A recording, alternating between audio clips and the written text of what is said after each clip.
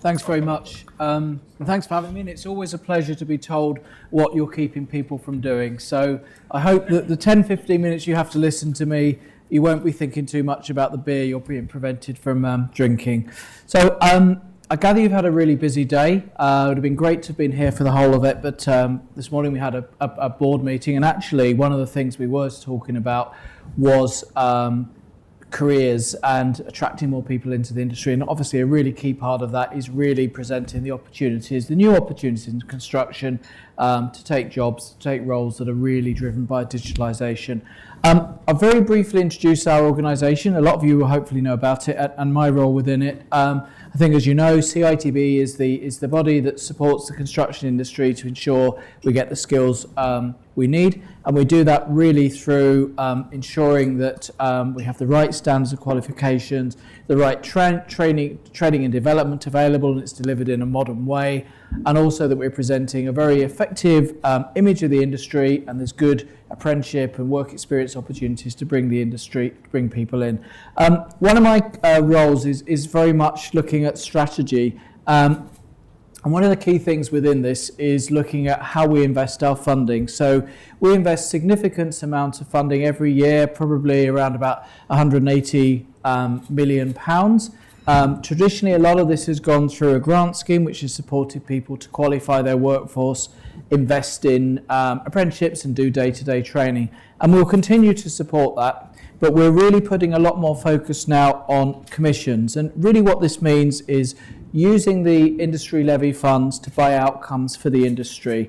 And those outcomes are driven by our research. So that really gives us the evidence base about what's important to you as an industry, what the problems you need to solve to actually get to where you need to, and really sort of agree some of the outcomes. So really what we've done here, we've done two key pieces of research last year. One was really focused on digital skills, called Unlocking Construction's Digital Future, a skills plan for the industry, which came out in October last year. And more recently, I think we just took a sort of a sober view of where we saw how fast we thought progress would be over the next few years in a report called Evolution or Revolution, which came out in March.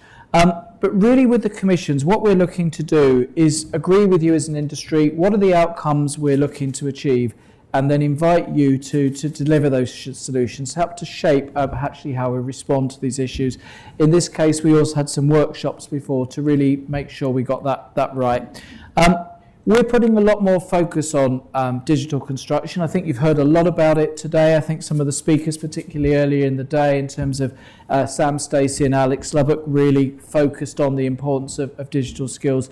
And it's an area we're putting significant more money behind. I think if you look at the work we did in terms of the Offsite Commission, last year to really improve the quality and consistency of training in offsite, and also in immersive learning, which is not a new construction technique, but is a sort of a developing way in terms of how we can train people better. If you put all those together, we're making a combined investment of around about £7 million over a few years. So we really do see this as an absolutely key growing priority. I think also it's very much aligned with both the sector deal and the Construction Leadership Council's strategy, and also its future skills report and strategy, which is coming out soon.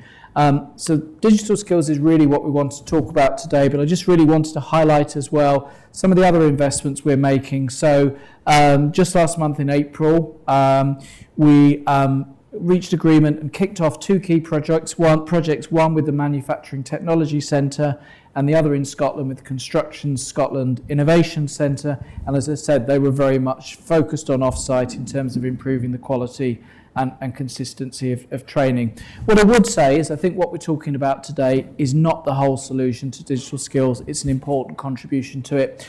Obviously, there are other things that we need to work very hard to get right, particularly the initial education and training that's going on in these areas in terms of apprenticeships, the new T-levels, further education generally, and education that goes on before that. But this commission will play a critical role.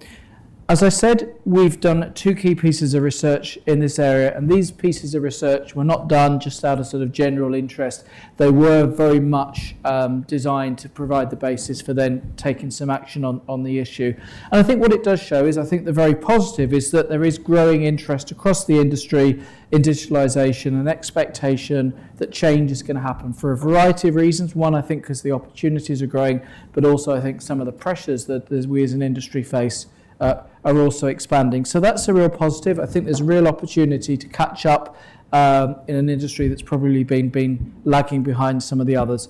But I think also what the research did show is that we face some real challenges, and I think a lot of these need to be initially addressed by the work we're doing on leadership skills on digital. These probably won't surprise you. I think what we have is a very fragmented approach at the moment. Digitalisation means very different things to different people. There's a lack of common understanding of what the technologies are and what they can bring, what needs to be done to implement them successfully. I think we have seen slower uptake than elsewhere. We're still seeing quite fragmented adoption. I think in some cases, although we are seeing progress, the technology isn't always cutting edge. And I think the research also showed, and really sort of a focus, that really a sign of the fact that it's still fragmented. Often the digitalisation was being introduced in a very sort of site or project specific culture, so there was a lack of a common approach that was going on. And one thing that's obviously really critical is really understanding the benefits that we got from really good data and information management. And again, there's progress to be made in terms of improving the understanding of that. Now, we're a skills body, so what do we think in terms of what are the key skills that are required? I think the starting point is that construction companies need to become digital organisations. It's not just a case of taking an existing organisation and bolting some digital elements onto it. It needs to flow right through the company.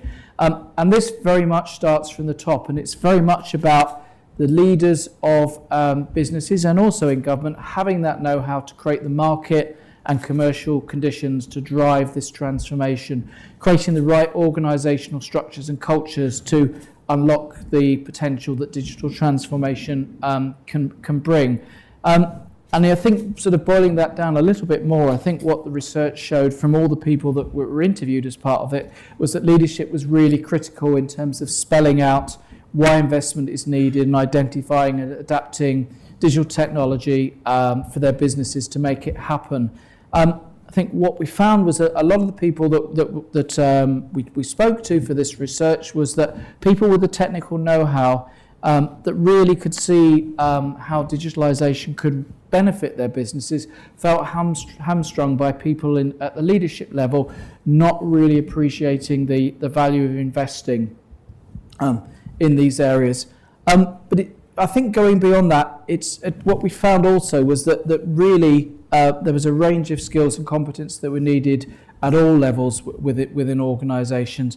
Some of this is very specific knowledge, and to give you some examples, I think if we looked at managers and engineers, it's really important that they're able to think very creatively about problems and the solutions that digital tools can bring, really understanding how to use them, assessing which context to use them in, and again, I think really the importance of managing data both to the tools but also from them that are being generated and applying that in the most appropriate way.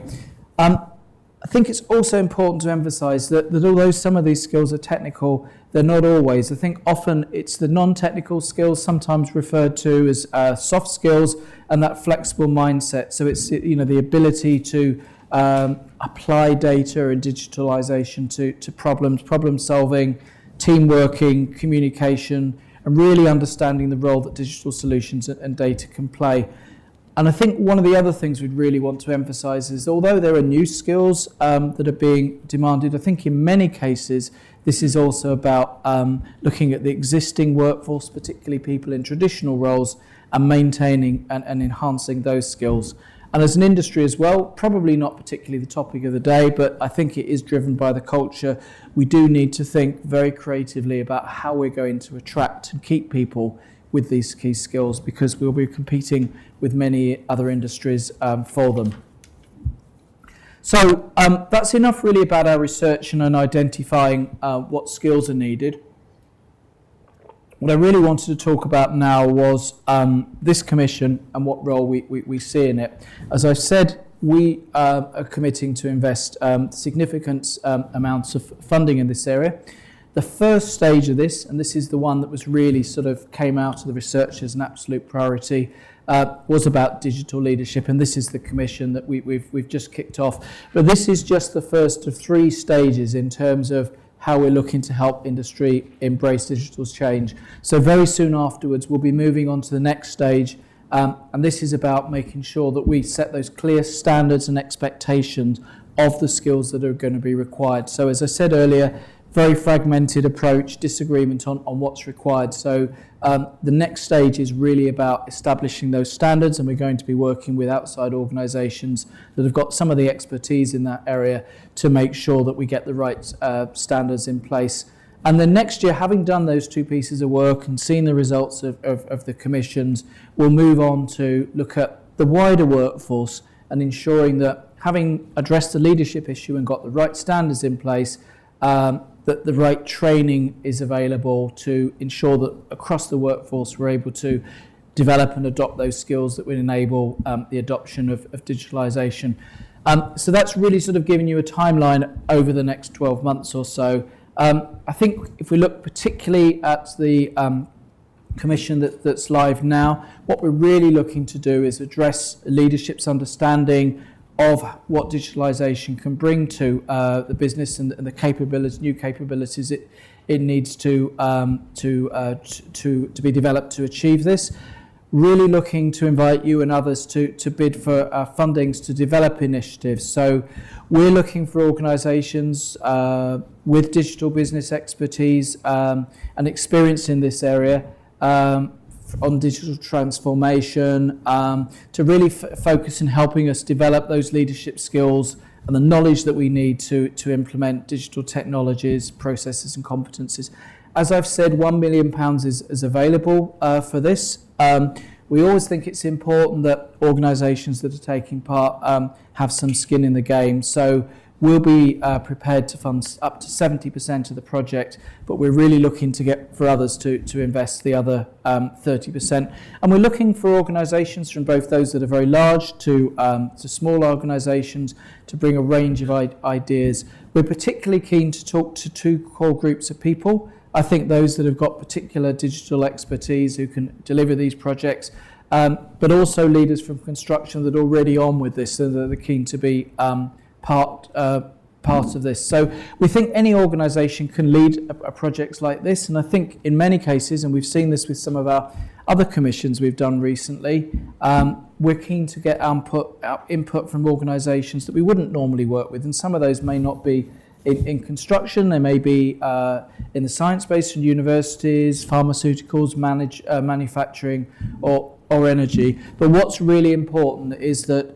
anyone that gets involved is linked in with at least 2 key eligible organisations within the industry. So there is that link. So registered employers, some of the key training groups and federations or that are involved in the industry. I think the end result of this is we are looking for the Commission to really enable senior leaders to demonstrate and implement the business case for digital change in their company. And that's what we're looking to achieve. As I've said, this is open now, so we're looking for expressions of interest up to the 18th of June, and then the deadline for applications is the 2nd of July.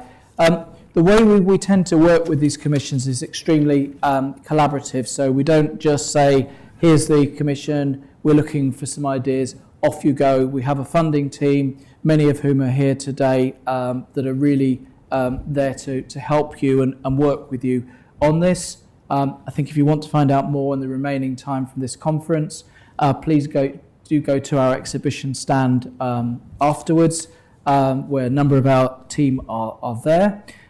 We've also helpfully summarised this in a document which I think is on your, I can see on your chairs. This is our digital investment strategy. So this is an opportunity to go through this. This covers anything that I haven't covered already. It's got some contact details on the back, particularly Marcus Bennett, who is one of my colleagues who's leading on this. So the contact details are there. And the other thing I think to emphasise is that we have a couple of collaboration workshops that are taking place across the country, a number of them taking place across the country between the 20th of May and the end of May. So I think anyone that's interested, please do register and get the details on that. Really happy in the remaining time to take your questions. I think we're particularly interested in your views in terms of where you feel that we need to make most progress in terms of developing the leadership which will actually drive digitalisation in business. So it'd be really interesting to get your views on that in particular. Thanks very much for listening. Thank you very much.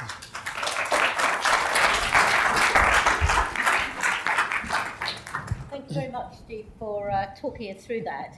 Can I ask, just to give a bit of clarity, traditionally CITB has worked with raising the game in training for organisations in scope, I guess, of the levy. Is this a broader approach, or is it still very much about training for people in?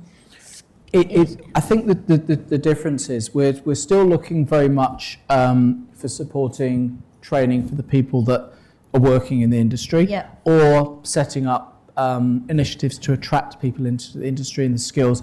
But I think what's different is in the past we worked with a very narrow range of partners, which tended to be either employers or federations that worked in the industry, or some of the sort of third sector organisations. We're now looking to work with a wider variety of partners. So the beneficiaries are still the same, it's people in the industry, but the people we work with, we're looking to work with a much wider range of people now. Okay, thank you. Yes, we have some questions. A gentleman there. Hi there, Robert Klashka, small consultant, but I've worked at many different things over the course of my life. One observation I would make that I think is probably true of many people in the world, in the room, because they're working in digital, is you tend to move around between different areas in construction. And at the moment, I mean, for example, I trained as an interior designer, worked a lot of my life running an architecture company, worked 3 years working in survey, and the impression that I get is in the skills part of the industry. That is just not catered for. I mean, I had the opportunity to go and take a diploma to train in project management. That was, and that was the only way I was going to be able to get on site working in survey, despite the fact that I'd run and managed jobs as a designer on site. And I'd be interested to hear what the CITB is trying to do, because we say we want more people working in the industry who jump between jobs. And this idea that every time you move job or sector, you need to go and retrain as if you were basically apprentice level, just seems a bit outdated. I think that's a really important point. I mean, I think one of the things we've very much been doing over the last 2 years has been a priority, is the fact that there's a lot of training that goes on in the industry, and I'm thinking about training that isn't in a recognised qualification or an apprenticeship, something like that, that there's very little visibility actually of what training people have done, and therefore it's very difficult for people to transfer, but also it means that a lot of employers end up training very wastefully because they don't know what they've done. So one of the things we have implemented, and I think we're in about the first 12 months of this, so it's steadily building up, is what we're calling a competence register, and that actually gives visibility of what training people have done, so that when you go to another employer, they know what skills you've already developed and you're not starting from scratch again, and it means they're not wasting money as well. It is still quite early days, but I absolutely recognise the point you're making, and we're looking to try and address it. And what level would that be for then, the competence register? It would be all relevant levels. It wouldn't just be, I mean, a lot of this tends to be more short duration training for people in the trades, but it could be right across the board. There's no reason why it should be just the trades. I think that's probably the area where there's most duplication and wastage, but it could be across the board. Any more questions from anyone? Yes, gentleman there. So a quick question, I think. I wondered what influence you have, maybe out of touch, what influence do you have over academia and our institutions to influence their curriculum? Because it should be on there, really. I wondered, as a chartered civil engineer, if I'd gone through the process again, would it demand of me to demonstrate how I'm training the next generation on digital skills or something similar? Seems an opportunity there. I think you're right. In general, that is the way we're moving as an organisation. So traditionally, we've been an organisation that's been a provider of training. We're now actually stepping back from that over the next couple of years. We're divesting from that. And the reason for doing that is we want to use our evidence and our ability to influence, to work with a range of parties to influence the curricula. Probably quite a lot of that initially has been more about further education, because probably that's the bulk of the skills issues within the industry. But I absolutely take your point that that's something I think we should be paying more attention to now, is influencing across the board to make sure we get the curriculum right. I think it's also about not just at higher education level, but it's at the earlier stages, I think, in terms of the education people get before they even go into T-levels or apprenticeships. So I think across the board we need to be sharing more of that information about what industry needs. Okay. I'm really sorry, Steve. It's a really important topic, but I've been asked to introduce the next speaker. So again, hopefully Steve's sticking around for Yes. afterwards. So please grab him then. I think I need to go and do my bit at Right. Lecton. I'll toddle off. Thank you very much.